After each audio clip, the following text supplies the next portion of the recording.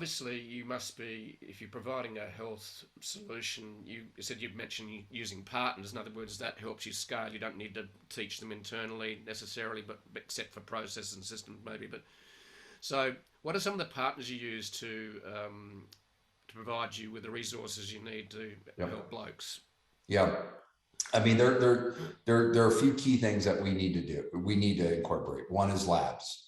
If you're not incorporating diagnostic labs with the likes of LabCorp or Quest or local labs that you can maybe do at-home testing, then you're doing a disservice to your patient. And to me, it's malpractice. The other piece is compounding pharmacies, and compounding pharmacies play a huge role in how we prescribe, a huge role in the products that we can get patients. The sterility of the actual products, the longevity of the products, and just the safety profile.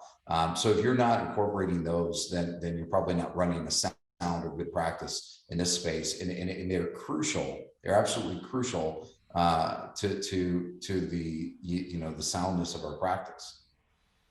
So the initial interview, is that done by a medical professional?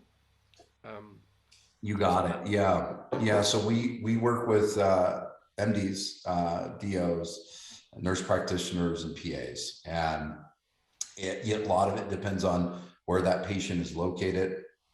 A lot of it depends on where that license holder is located and where their license is. In the States, as most know, you can't practice over state lines unless you have a medical license, unless you have a DEA license. So there's a lot of regulatory aspect there. There's a lot of admin and accounting there. But depending on where that patient resides is who we typically will match you with. But everybody that we work with is certified in A4M, which is a big governing body when it comes to hormone optimization and prescription peptides.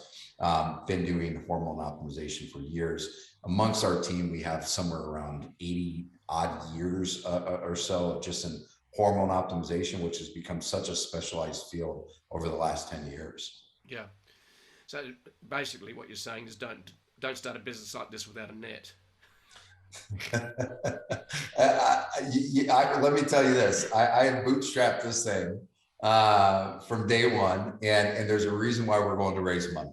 And we are well into six figures in this business, and there's definitely light at the end of the tunnel. We're hitting really good stride with our marketing, with our content, with our flow and our process, but it's taken a lot of months, a lot of blood, sweat, and tears and hours to really dive into that and understand it. And so yeah, in short, I would tell you, have a nice safety net.